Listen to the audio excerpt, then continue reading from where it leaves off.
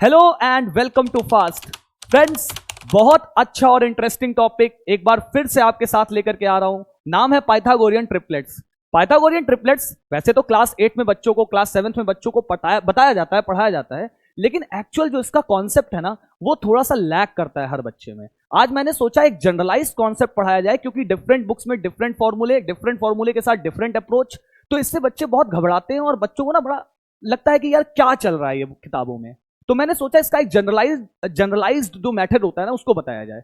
तो आपको मैं समझाता हूं कि सबसे पहले पाइथागोरस थ्योरम क्या होता है, फिर हम पहुंचते हैं पाइथागोरियन ट्रिपलेट्स पर। देखो, बात ऐसी है कि अगर एक आपके पास राइट एंगल ट्रायंगल है, सपोज करिए राइट एंगल ट्रायंगल, यहां मेरे बोर्ड पर क्या है, ए बी सी। अब इसकी लेंथ आपको दी हुई है, जैसे बीसी साइड की लेंथ क्या दी हुई है, स्मॉल ए, एसी साइड की लेंथ क्या दी हुई है, स्मॉल सी, और ए बी साइड की लेंथ क्या दी हुई है, स्मॉल बी। तो जनरली पाइथागोरस भाई साहब ने क्या बोला था, उन्होंने कहा कि मैं तुम्हें एक थ्योरम दे रहा हूं, दुनिया वालों मैं तुम्हें एक थ्योरम दे रहा हूं, इस थ्योरम का नाम होगा मेरे नाम पर, यानी पाइथागोरस थ्योरम होगा। इन्होंने कहा कि जब हाइपोटेन्यूज का आप स्क्वायर करोगे, नाउ ये तो आपको पता होगा भाई कि एक राइट एंगल ट्रायंगल में जो हाइपोटेन्यूज होती है ना, वो लॉन्गेस्ट साइड होती है। तो यानी आप जब लॉन्गेस्ट साइड का स्क्वायर करोगे ना, तो वो किसके बराबर होगा, वो बेस के स्क्वायर प्लस परपेंडिकुलर के स्क्वायर के सम के बराबर होगा। ये उन्होंने बोल दिया। लेकिन इसके बाद क्या हुआ, इसके बाद ऐसा कुछ बना, यानी उन्होंने ये बोल दिया कि ये रूल है भाई, जब भी राइट एंगल ट्रायंगल मिले ये रूल लगा सकते हो तुम अपनी कॉम्प्लेक्स क्वेश्चंस को शॉर्ट बनाने के लिए। लेकिन इसके बाद अब आप समझिए कि ये जो ए है, बी है, सी है, ये क्या है, इंटीजर्स हैं करेंटली, ठीक है। तो सपोज करिए कि ये इंटीजर्स हैं तीनों, ठीक है। जब ये इंटीजर्स इस तरीके का रूल फॉलो करेंगे, तो इन्हीं तीनों इंटीजर्स को, यानी ए बी सी को मैं क्या बोलूंगा, दे आर पाइथागोरियन ट्रिपलेट्स। इनको हम क्या बोलेंगे, they are Pythagorean triplets.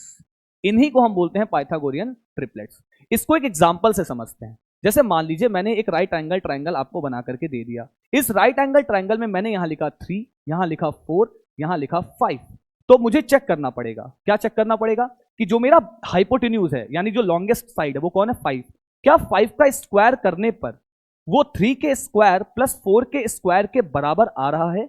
Check करते हैं। 5 का स्क्वायर होता है 25, 3 का स्क्वायर होता है 9, 4 का स्क्वायर होता है 16, यानी 25 is equals to 9 plus 16 is what, 25। Hence proof कि 5 का स्क्वायर जो है वो 3 के स्क्वायर प्लस 4 के स्क्वायर के बराबर है। तो मतलब क्या हुआ, मतलब ये हुआ भाई कि ये जो 3 है, 4 है और 5 है, यानी 3, 4, 5, दे आर पाइथागोरियन ट्रिपलेट्स। इन्हीं को हम बोलते हैं पाइथागोरियन ट्रिपलेट्स। तो ये रहा एक जनरलाइज सा, मतलब एक बेसिक सा कॉन्सेप्ट कि पाइथागोरस थ्योरम के बाद पाइथागोरियन ट्रिपलेट्स कैसे हम समझ सकते हैं। अब आगे वाली जो स्लाइड है उसमें मैं आपको यह बताऊंगा कि पाइथागोरियन ट्रिपलेट्स हम कैसे अलग अलग नंबर्स के लिए निकालते हैं। तो चलिए फाइनली हम समझते हैं कि फॉर्मूला क्या है पाइथागोरियन ट्रिपलेट्स निकालने का। लेकिन यार फॉर्मूले से ना बात बनेगी नहीं, क्योंकि होता क्या है कि यही फॉर्मूले बदल जाते हैं, यही फॉर्मूले हर बुक्स में अपने हिसाब से बदल जाते हैं, ठीक है। तो एक जनरलाइज फॉर्मूला मैं तुमको बता तो रहा हूं, लेकिन इसके बाद तुम्हें यह चीज समझना है कि जो मैं लास्ट में ट्रिक बताऊंगा, उस ट्रिक से आप कैसे 5 से 10 सेकंड के अंदर पाइथागोरियन ट्रिपलेट्स निकाल लोगे। तो फॉर्मूला आपको देखना है, फॉर्मूला आपको समझना है, लेकिन आपको ट्रिक को समझ करके इस फॉर्मूले को थोड़ा देर के लिए भूल भी जाना है, ठीक है। तो चलिए मैं समझाता हूं। जैसे मान लीजिए मेरे को पाइथागोरियन ट्रिपलेट्स निकालना है, ठीक है। अब आपको जब भी पाइथागोरियन ट्रिपलेट्स निकालने को कहेगा ना, तो आपको एक डिजिट दे देगा या एक इंटीजर पहले दे देगा, कहेगा कि 3 है 3। अब 3 के पाइथागोरियन ट्रिपलेट्स निकाल के बताइए, ठीक। तो सबसे पहले ये देखिए कि 3 कैसा इंटीजर है, इवन इंटीजर है या ऑड इंटीजर है, इवन नंबर है या ऑड नंबर है। तो इसी पर्टिकुलर चीज में 2 केस बन जाता है। पहला केस क्या बनेगा, केस 1, कि जब नंबर जो दिया हुआ है वो ऑड हो। दूसरा केस क्या बनेगा, केस 2, जब नंबर जो दिया हो वो कैसा हो भैया, वो इवन हो। अगर नंबर जो दिया है वो ऑड है, तो उस केस में क्या फॉर्मूला लगेगा, एन। एन क्या है, व्हाट इज एन, एन वही है जो नंबर दिया गया है, एन वही है जो नंबर दिया गया है। 3 नंबर दिया गया है तो एन क्या है, 3 है, यानी एन कॉमा एन, मतलब पहला वाला तो आपको पता है। अब बाकी के 2 निकालने हैं, तभी तो वो रूल फॉलो हो रहे होंगे। बाकी के 2 ऐसे आपको इंटीजर्स निकालने हैं जो रूल फॉलो कर रहे हो। कौन सा, पाइथागोरस थ्योरम वाला। तो पहला तो 3 हो गया, यानी n हो गया। दूसरा कैसे निकालेंगे, दूसरा निकालना है आपको n स्क्वायर बाई 2 माइनस 0.5 करके, ठीक है। कोई बात नहीं, अगली स्लाइड में इसको हम समझेंगे आराम से। फिर कॉमा लगाए, कॉमा का मतलब अब तीसरा कैसे निकालें, तीसरा निकालेंगे n स्क्वायर बाई 2 प्लस 0.5 करके। तो इसका मतलब क्या है कि हम पाइथागोरियन ट्रिपलेट्स हमेशा कैसे लिखते हैं, पहले सबसे छोटा, फिर बीच वाला, फिर सबसे बड़ा वाला, ठीक है, यानी हाइपोटेन्यूज, फिर यहां परपेंडिकुलर या बेस आ सकता है, यहां पर परपेंडिकुलर या बेस आ सकता है। जरा केस 2 पे आते हैं।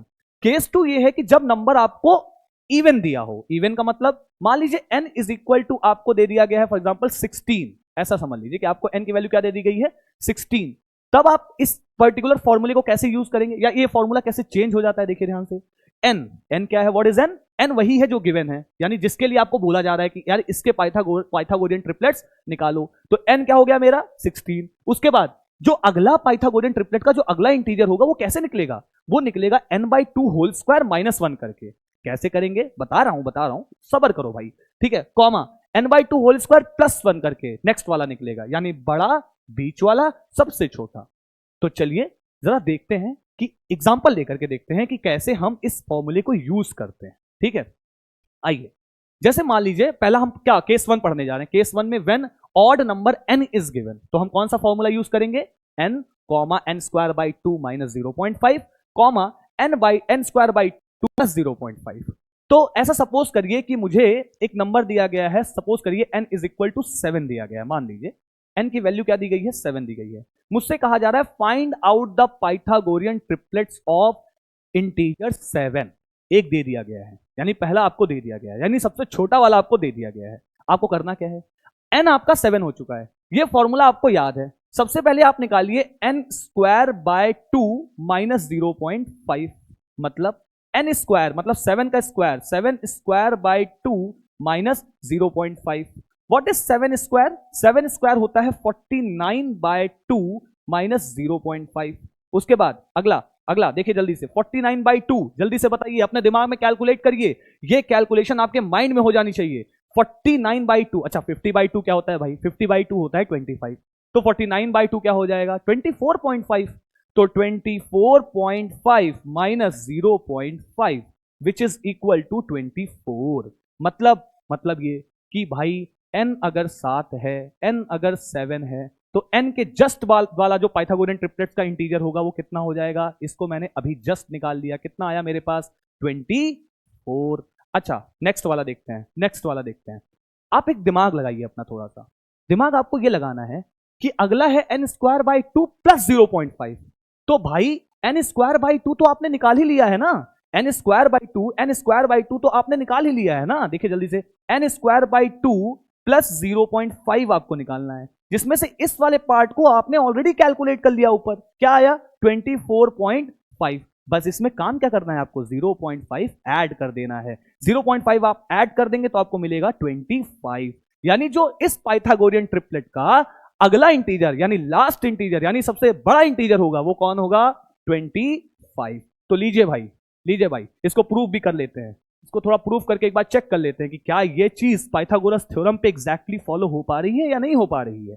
मतलब सबसे बड़ा वाला ही हाइपोटेन्यूज होता है। 25 का स्क्वायर कर ली, क्या ये 25 का स्क्वायर 7 के स्क्वायर प्लस 24 के स्क्वायर के बराबर आएगा, चेक कर लेते हैं। 25 का स्क्वायर होता है 625, 7 का स्क्वायर होता है 49 और 24 का स्क्वायर होता है 576। क्लास 8 वाले बच्चों, कम से कम 30 तक का स्क्वायर तो आपको टिप्स पे याद होना चाहिए। अगर 30 तक के स्क्वायर आपको टिप्स पे याद है तो आप बहुत सारे ऐसे क्वेश्चंस को भी आराम से कर ले जाओगे जो लेंदी हैं, ठीक है। 30 तक के स्क्वायर, मेरी बात को याद रखिएगा, क्लास 8 के बच्चों को मैं बोल रहा हूं, ठीक है। तो चलिए जरा इसको देखिए ध्यान से, क्या ये और ये ऐड होने के बाद 625 ही देगा, ऐड कर लेना बच्चों। 625 से बड़ी वैल्यू या छोटी वैल्यू नहीं आएगी, बल्कि एग्जैक्टली 625 ही आएगी। यानी ये रूल, यानी वो पाइथागोरस थ्योरम इन तीनों इंटीजर पर फॉलो हो गया।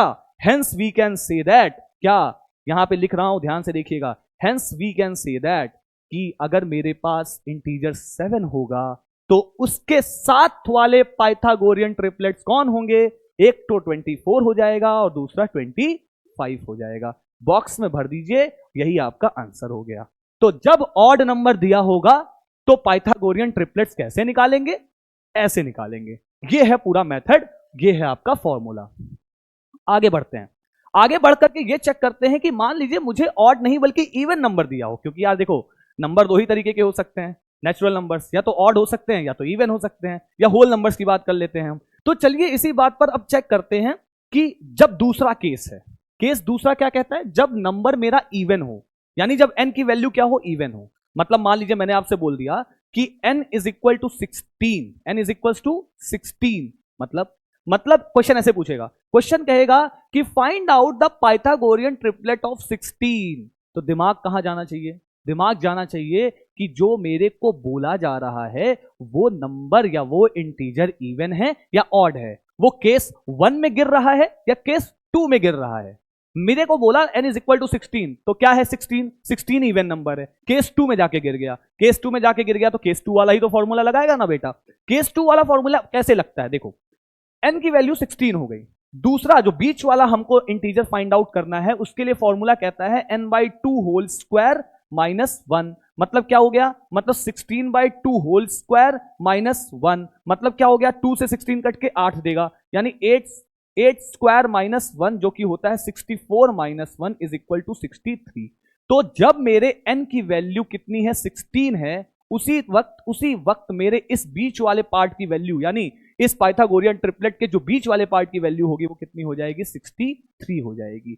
अच्छा जरा लास्ट वाला फिगर आउट करते हैं, लास्ट वाला देखिए, बहुत सारे बच्चे इसको फिर से वैसे ही सॉल्व करने की कोशिश करेंगे। भाई n/2 का होल स्क्वायर आपके पास है, n/2 का होल स्क्वायर आपके पास है, फॉर्मूला भले लिख लो अपने जान के लिए, अपने पहचान के लिए। n/2 होल स्क्वायर है, क्या है n/2 होल स्क्वायर, 64। 64 में आप अब क्या कर दोगे, +1 कर दोगे, कितना मिल जाएगा, 65।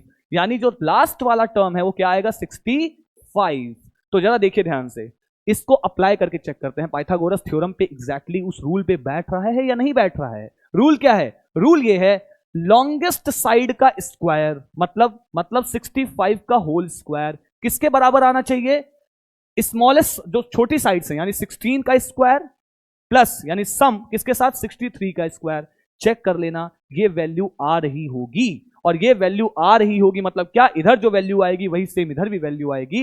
Hence we can say that 16, 63 and 65 are Pythagorean triplets. कब, जब नंबर इवन होगा।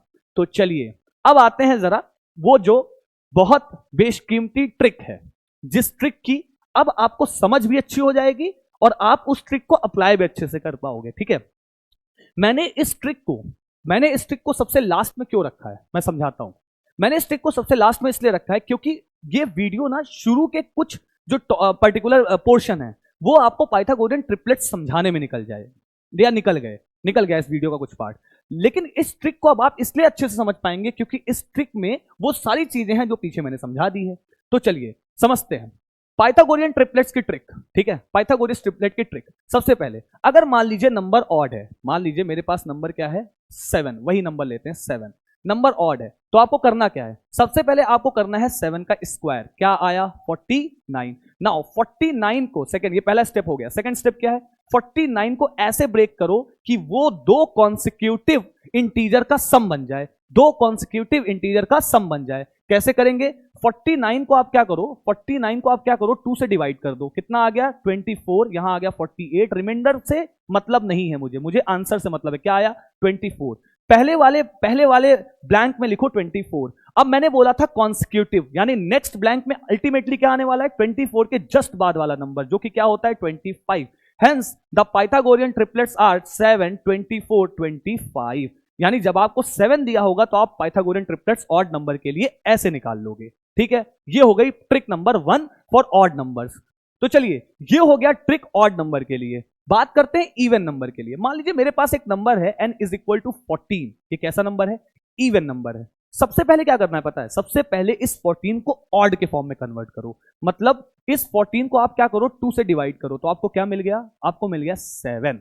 अब क्या करो, इस 7 का स्क्वायर कर दो। पहला स्टेप 7 का स्क्वायर, जैसे यहां कर रहे थे ना, जैसे यहां कर रहे थे वो सारे स्टेप यहां फॉलो होंगे। 7 का स्क्वायर क्या हो गया 49, यानी 49 को सेकंड स्टेप में क्या करते थे, 49 को हमें ब्रेक करना है सम ऑफ 2 कॉन्सिक्यूटिव इंटीजर्स या नंबर्स। वही सेम चीज कैसे ब्रेक हुआ था याद करो, एक बार आया था 24 और एक बार आया था 25। बट एक चीज का ध्यान रखना है कि हमने क्या किया है, हमने 14 को 2 से डिवाइड करके 7 निकाल दिया, उसके बाद हमने पाइथागोरियन ट्रिपलेट्स निकाला। यानी कि हमने क्या किया, हमने 14 को 2 से डिवाइड, यानी कि ओरिजिनल नंबर तो मेरा क्या था, ओरिजिनल तो मेरा 14 था ना, हमें तो पाइथागोरियन ट्रिपलेट्स 14 के लिए निकालना था, लेकिन हमने निकाल किसके लिए लिया, 7 के लिए लिया। लेकिन अगर एक काम करो, इस 7 को तुम 2 से मल्टीप्लाई करो तो तुम्हें क्या मिल जाएगा, 14। तो इसका सीधा सा मतलब ये हो गया कि सर जो आए हैं ना बाकी के दो, इनको भी आप क्या कर दो, 2 से मल्टीप्लाई कर दो, तो यहां क्या आ जाएगा 48, और 25 को भी किससे मल्टीप्लाई कर दो, 2 से मल्टीप्लाई कर दो, तो यहां क्या आ जाएगा 50।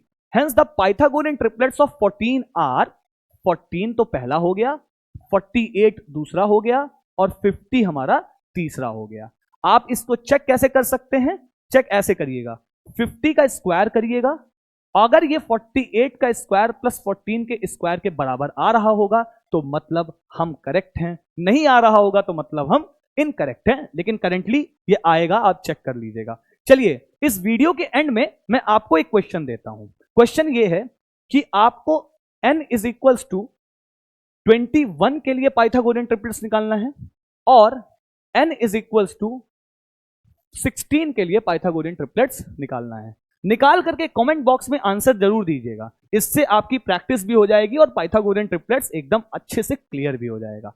सबसे लास्ट में यह बोलना चाहता हूं कि अगर आपको थोड़ी सी भी वैल्यू लग रही है, थोड़ा सा भी लग रहा है कि सर मुझे नॉलेज प्रोवाइड कर रहे हैं, तो हमारे चैनल को सब्सक्राइब जरूर करिए और इस वीडियो को लाइक करिए, कमेंट करिए वीडियो के नीचे आंसर के साथ, और अपने फ्रेंड सर्कल में शेयर जरूर करिए ताकि उनको भी इस नॉलेज से थोड़ा बहुत सीख मिले कि किस तरीके से पाइथागोरियन ट्रिपलेट्स शुरुआत में बेसिक पढ़ा जाता है और फिर किस तरीके से ट्रिक के माध्यम से हम इसको 5 से 10 मिनट के अंदर सॉल्व कर सकते हैं। चलिए, thank you so much, bye.